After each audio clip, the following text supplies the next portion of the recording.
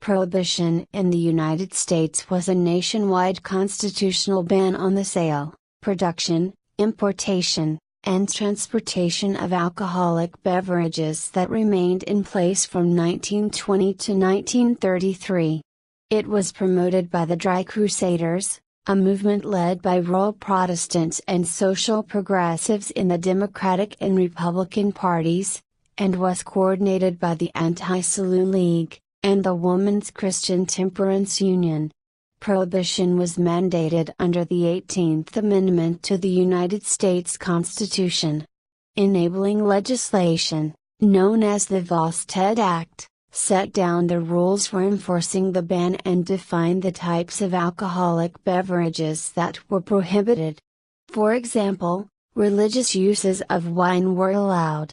Private ownership and consumption of alcohol were not made illegal under federal law. However, in many areas, local laws were stricter, with some states banning possession outright.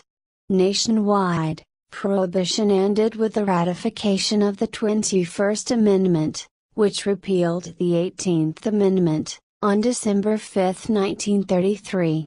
Prohibition marked one of the last stages of the Progressive Era. During the 19th century, alcoholism, drug abuse, gambling addiction, and a variety of other social ills and abuses led to the activism to try to cure the perceived problems in society. Among other things, this led many communities in the late 19th and early 20th century to introduce alcohol prohibition, with the subsequent enforcement in law becoming a hotly debated issue. Prohibition supporters, called juries, presented it as a victory for public morals and health.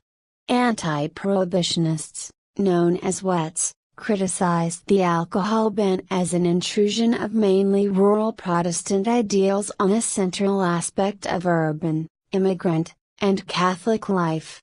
Although popular opinion believes that prohibition failed, it succeeded in cutting overall alcohol consumption in half during the 1920s, and consumption remained below pre-prohibition levels until the 1940s, suggesting that prohibition did socialize a significant proportion of the population in temperate habits, at least temporarily. Some researchers contend that its political failure is attributable more to a changing historical context than to characteristics of the law itself. Criticism remains that prohibition led to unintended consequences such as the growth of urban crime organizations. As an experiment, it lost supporters every year, and lost tax revenue that governments needed when the Great Depression began in 1929. History: the U.S. Senate proposed the 18th Amendment on December 18, 1917. Upon being approved by a 36th state on January 16, 1919, the amendment was ratified as a part of the Constitution. By the terms of the amendment, the country went dry 1 year later, on January 17, 1920. On November 18, 1918, prior to ratification of the 18th Amendment, the U.S. Congress passed the Temporary Wartime Prohibition Act, which banned the sale of alcoholic beverages having an alcohol content of greater than 2.75%.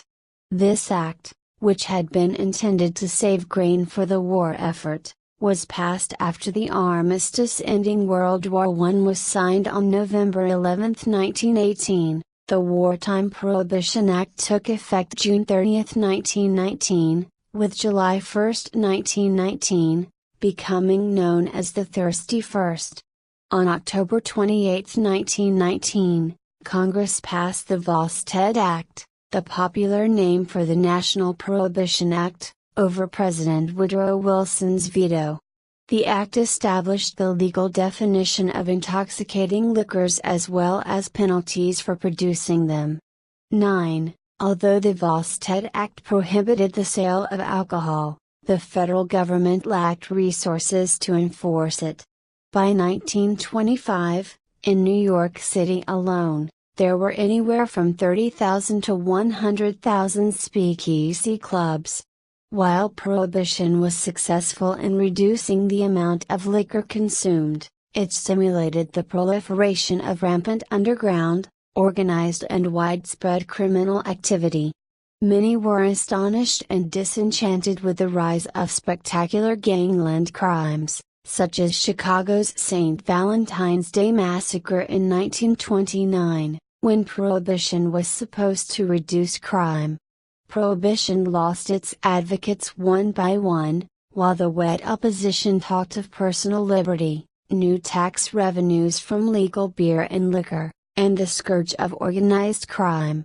On March 22, 1933, President Franklin Roosevelt signed into law the Cullen-Harrison Act, legalizing beer with an alcohol content of 3.2% by weight, and wine of a similarly low alcohol content.